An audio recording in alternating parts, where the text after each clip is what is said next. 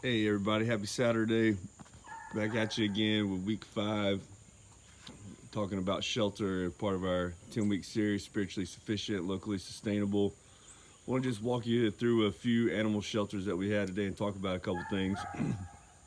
This is our cistern right here. We obviously have goldfish in here and we have some algae eaters at the bottom. This runs off from the house, so we're able to collect rainwater here and we use it to water the garden, but we have a little board right over here, or a little piece of shelter over the top that the fish can get in out of the sun. So you need to provide your animals some protection from the elements, not only sun but also wind and storms, make them predator proof. During the daytime, we'll put some netting over the top so cranes and birds sometimes get in here and eat the fish, so we'll protect the fish from that as well. And then over here in the garden, outside of protecting the animals, we also need to protect our crops and our food sources. So we have a fence around to obviously give the garden shelter from the chickens that want to come in, and the squirrels have eaten our corn over there in the back. I'm not sure if you can eat it, so we got to devise some better shelter for that. But also, if you'll notice how the garden's oriented in general, we have trees all along this side. This is to the west, and then we have trees up here to the north, and then the house is on the east side. So the garden really gets protection from the sun in the east, and then it gets sunshine during part of the day, and then really during the heat of the day, it's protected on the west side from trees. So it's sheltered from the scorching heat, and that's what makes it so it's able to grow. And also we get most of our winds from the north, so we have a lot of protection from windstorms and hailstorms from the north for the garden. If it does get too hot, we have some sunshades. They're commercially bought sunshades that we can put over the top of the garden on some stakes. It's almost like a big tarp.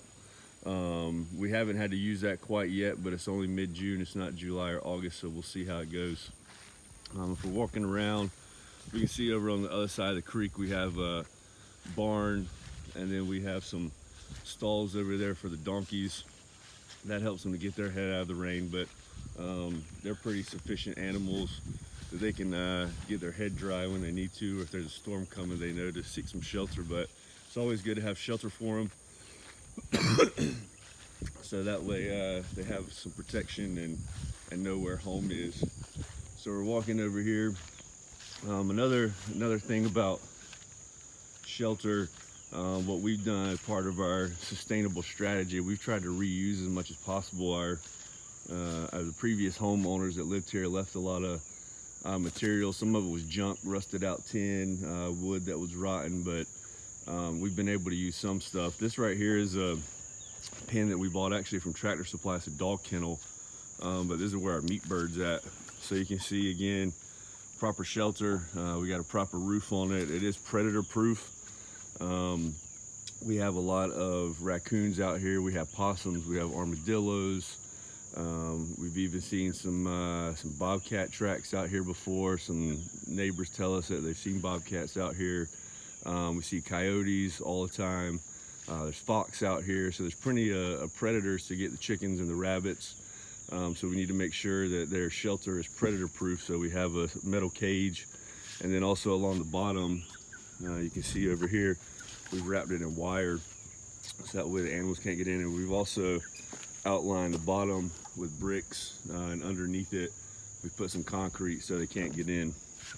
So this is their shelter. Again, it gets super hot here, so we have not only a fan, but this is an open area where they can get cooled off. So as we walk over here, it's definitely a work in progress, but these are where our eggs are made. And our farm director, Michelle, she's done a fantastic job. She completely built this entire chicken pen from the ground up by herself. Mostly reclaimed materials. We bought some tin, but most of the wood we found ourselves. We bought a couple 4x4 posts, but otherwise this is all reclaimed material that we've used from the homeowner. So you can see she always jokes around and says we have 10 chickens. We have a couple more than that. But again, you'll see that the whole entire structure is predator proof. It's also waterproof. So we put this tin up on the top, and then most of the wind blows either, like I said, from the north or from the west. So we have this, we're where the chickens can stay dry and warm. We also have an open area where they can range a little bit if we don't want to let them all the way out in the yard. Usually we just let them out in the yard because not only are they happy chickens when they can go eat in the yard and produce plenty of eggs, but also it's nice to keep the bug control down, so they help with that. And in the smaller pen right here, we have our grow out pen. So again, we have 5 more chickens in here. It's all predator proof. And we've lined the bottom with tin, so that way animals can't dig underneath and get in the bottom. We walk in here, and this is our little open area. We use that netting, that's part of our shelter to keep the chickens hawks out. We have plenty of chicken hawks around here. Usually you can hear them coming.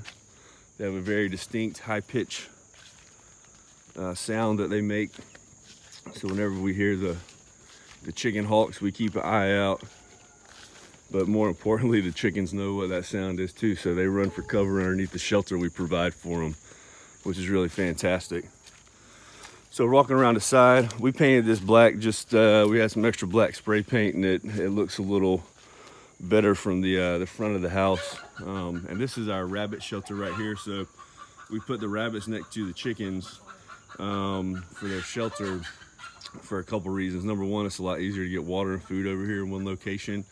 But the droppings from the rabbits, they go down into the bottom, and then we let the chickens into their pen, and they scratch up the ground, they turn it over, and it really becomes compost, and also worms get in there, the beneficial worms that we use not only to go fishing with, again being locally sustainable, but also it helps turn over the ground as well as the chickens. So again, the shelter, we have tin over the top to make it waterproof. It's open area. The rabbits do get hot, so you want to make sure that they're not in an enclosed space in a hot environment. And again, if you're watching this from the upper peninsula of Michigan or in the Northeast, you're going to want to do the exact opposite. You're going to want to have a closed off area so they don't freeze to death. And you can see the buckets around. These are actually their water buckets. So part of shelter is not only being safe and dry, but also you need to have some nourishment in there. So we put our water buckets, looks like they're a little bit hungry this morning. Usually Michelle comes out and she's the one that feeds them and takes care of them in the morning along with the kids. So they're probably wondering who the stranger is out here. But again, on the bottom, you can see we have some boards built in so animals can't dig in underneath.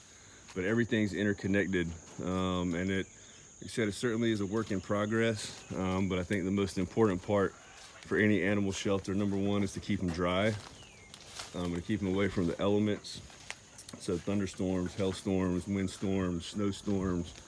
And then a big thing out here, especially if you have some land or property, that you want to keep them predator proof. You don't want to make a huge time and money investment into getting animals and raising animals and taking care of them, whether they're for meat processing or whether you resell them, or even if you have them as pets. You want to make sure that all that time and money that you've invested into the animals isn't wasted by a free meal for a coyote or a possum. So be sure to subscribe to our YouTube channel, our social media pages at 3F Farm TX. Check us out for the latest updates, and comment below and let me know what questions you have. Happy Saturday, have fun, and happy Father's Day to all the dads out there.